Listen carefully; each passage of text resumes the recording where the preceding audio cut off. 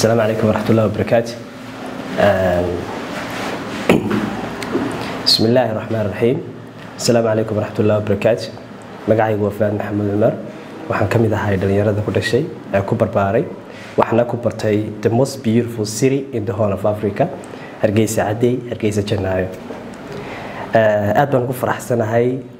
inaan ahay dadka ugu nasiibka badan leh maadaama aan ahay muwaadin ku dhashay ku barbaaray wax ku bartay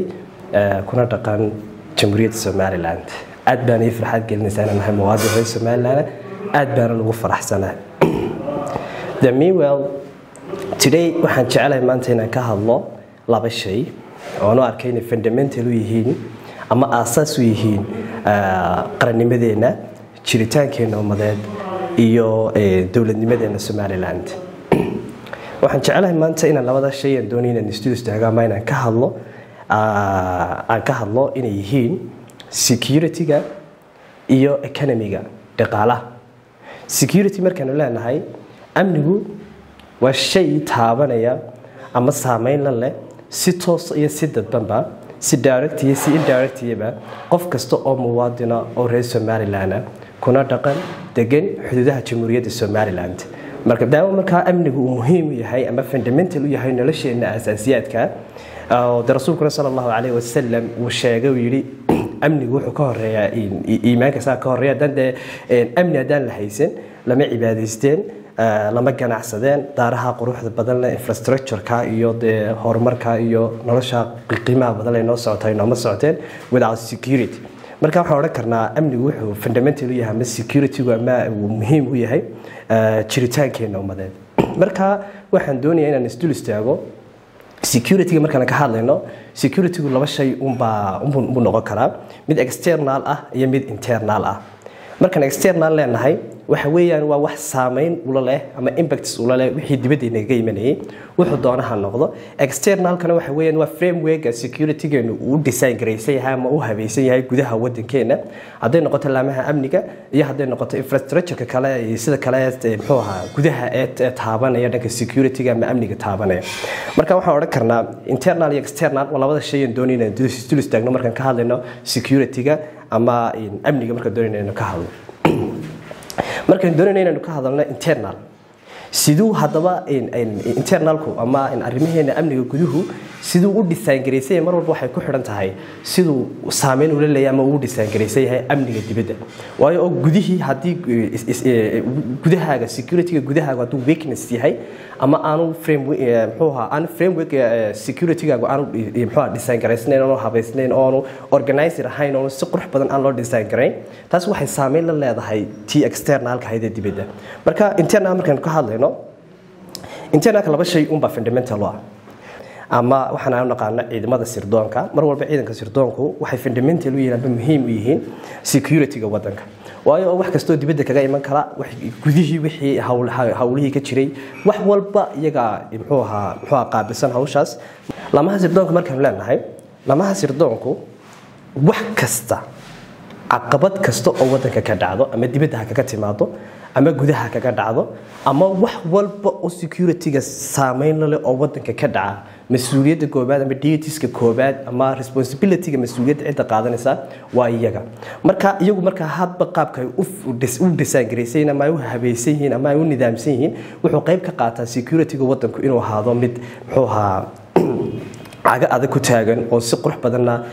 wadankaas jiritaankiisii dambe ee mustaqbalka iyo kiisa hadaba uu yahay mid aad u dhisan. hadaba framework markaan ka hadlayno security-ga lamaha sirdoonku markaan leenahay iyaga shaqadooda tahay amni kasta oo dhacaya sidii shaqadooda u noqonaysa. tusaale ahaan the perfect example waxay noogu filan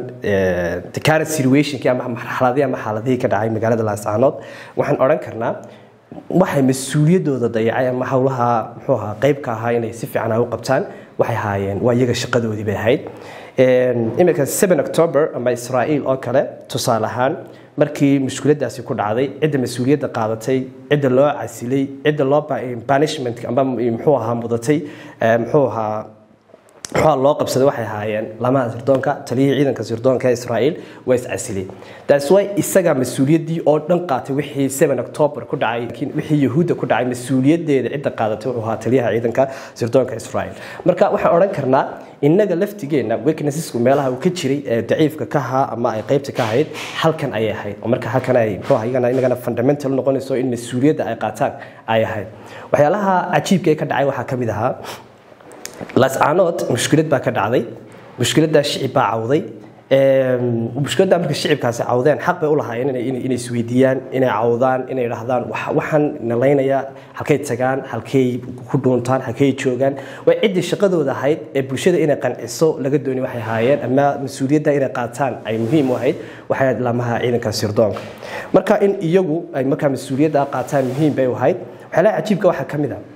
marka horta waxyaalaha marka laga hadlayo framework security-ga waxyaalaha waxa muhiimka ah waxa loo yaqaan actor mapping 15 sano magaalada Laascaanood joognay kumeena guuleysan inaynu sameeyno actor mapping wax la yiraahdo actor mapping waxa weeye representative dad adiga ku metelaya oo deegaankii iyo degmadii jooga lama diyaarintaas oo waxay weaknesseska halkeen dhanka security-geena weaknesseska ka jiray ay qayb ka ahayd to 15 sano ma waxa la waayo qof dad representative ah oo dawladii u jooga oo xogtii ururinaya oo ma waxa la ogaan kari waayay intii route ee magaalada gasha intii route ee magaalada ka soo baxda miyaa la ogaan kari waayay marka waxaan oran karnaa iyaga shaqadoodii dhinka gabay 15 sano may diyaarin muxuu ahaa security framework magaalada Laascaanood oo Jamhuuriyadda Somaliland ay muxuu ahaa ku shaqeynayso lama diyaarin waxa la cajiibkeen ku arkay waxa kamid ahaa markii mushkiladu dhacday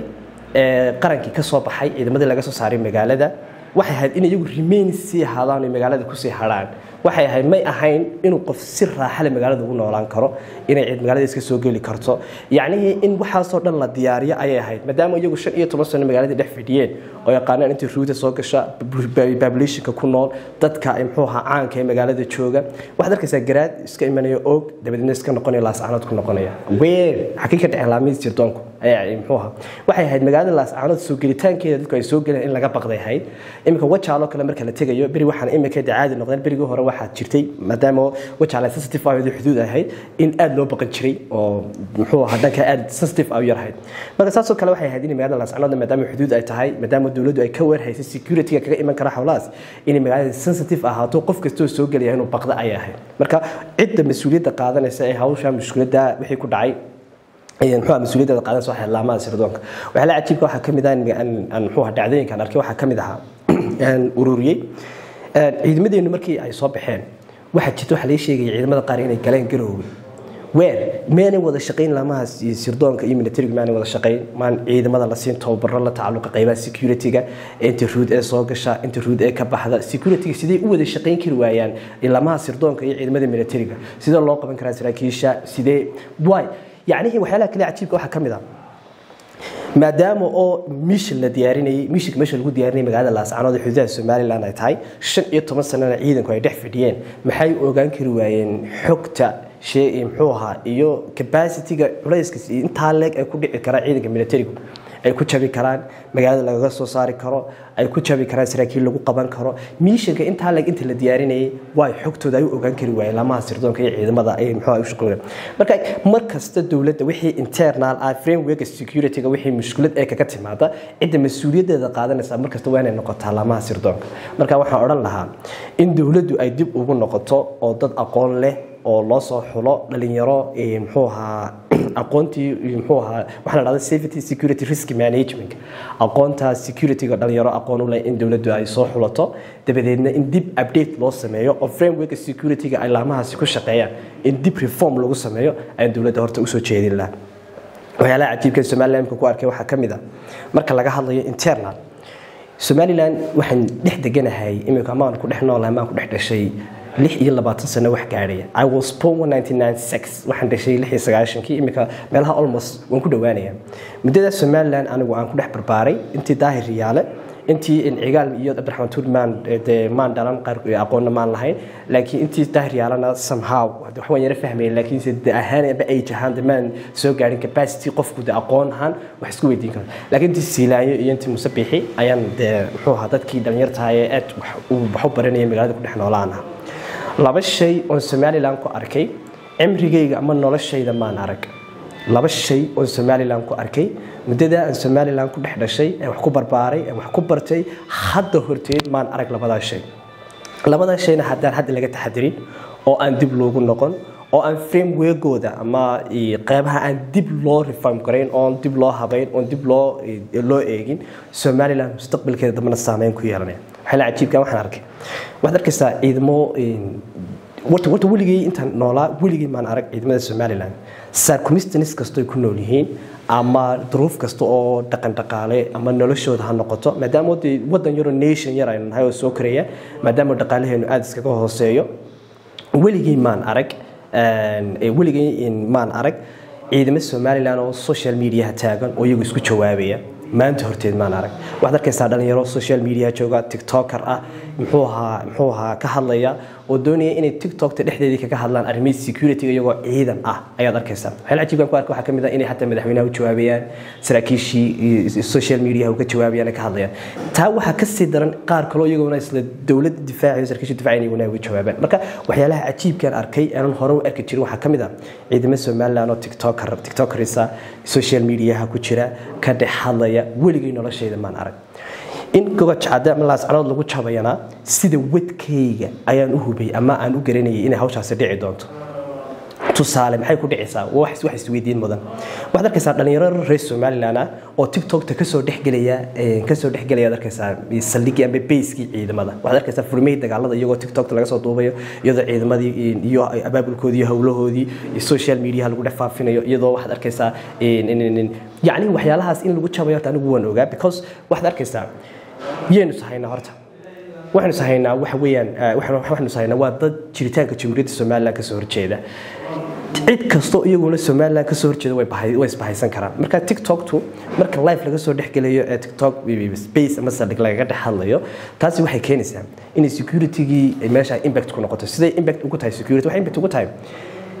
satellites bay ku shaqeynayaan TikTok satellite kaas China waan iska soo horjeednaa Taiwan bay nagu colaadinaya nagu bashkareynaya taas iyadoo ay taagan tahay inaynu TikTok la dhex tagna saldhigyadeena la dhex galnaa taasi waxay xogtii ama ururinaya satellite ka ururinaya inta ciidan hubka dhex yaala ciidamada dhex socda waxa ka dhex socda waxyaalahaas oo dhan waxyaalaha la isticmaalo sirdoonka loo isticmaalo weeyaan marka in TikTok saldhigyada base kala la galo laga dhex hadla waxyaalihii cajiibka ah anigu inta badan aan ku dhex arki jiray ciidamada Somaliland ay ka mid tahay taasna waxay keenaysaa in xoogihii la helo wixii ka dhex socda operationada wixii ka dhex socda baseskiisa saldhigyada ka dhex socda waad arkaysaa ciidamo live followers shares dana ka soo dhex galaya base waad arkaysaa marka waxyaalaha cajiibka ku dhex arkay ay ka mid ahayd waxyaalaha hawlahaas marka horta inaynu dib gudaheena aynu u reform gareyno 9 bilood ayaynu laascano dhex taagnay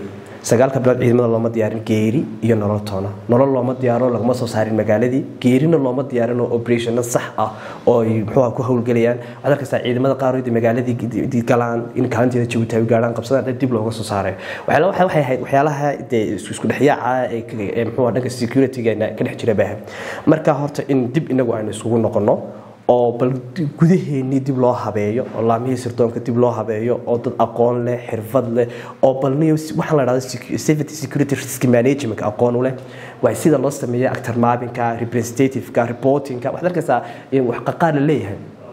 aqal leeyahay waxa weeyaan waa ciidamadii security-ga haddana weligood aan magacooda qori karin baad arkaysaa aan wax report qori karin security-ga la tacalluqa aan sameyn karin SRA-ga ama waxaan naqaanaa security risk assessment way qofka sirdoonka ama xogaha ururinaya waa inuu aqoon u leeyahay SRA-ga waxaan naqaanaa security risk assessment waa inuu assessment badan diyaarin karo xogaha soo ururin karo inuu actor mapping-kii qaabka u design garanayo framework security-ga inuu yaqaano waxyaalahaas oo dhan inaynu dib ugu noqono bal muxuu ahaa saraakiishu dib isugu noqdaan bal tiimamka u shaqeynaya dhalinyarada u shaqeynaysa ay dib ugu noqdaan waxyaalaha kale cajiibkeen qodobka labaad ee ku arkay waxa kamid ahaa aan leeyahay labada qodob ee Somaliland ku arkay waxa kamid ah weligii maan arag ciidan leeyahay ciidan sirdoon hadana folium wata baaskoolada wata hoteelada fadhiya meheradaha fadhiya hebel loo yaqaano shaqadiisa la garanayo reerkooda la garanayo ciduu yahay la yaqaano hargeysa weligood joognaa dhalinyar bayna waa wada naqaana qof aan la garanayn oo lama sirdoon ka tirsan oo la garanay ma jiro horna loo ma aqoon beriga hore laakiin hadda waxa bay noqotay aan wax arkaysaa qof folium iska wata wuxuu iskala soo galayaa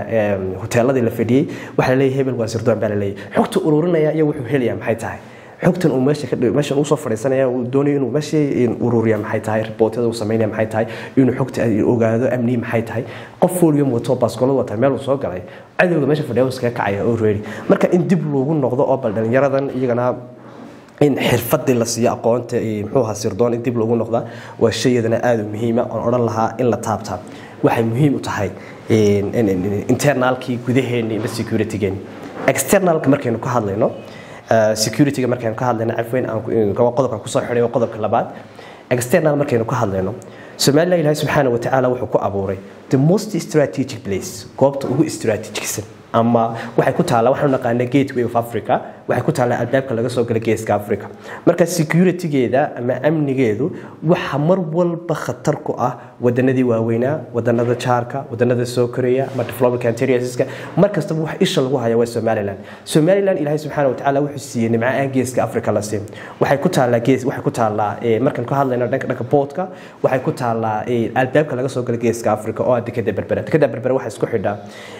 gacanka cadmeed waxa kanala badan oo dhanka dhaqaalaha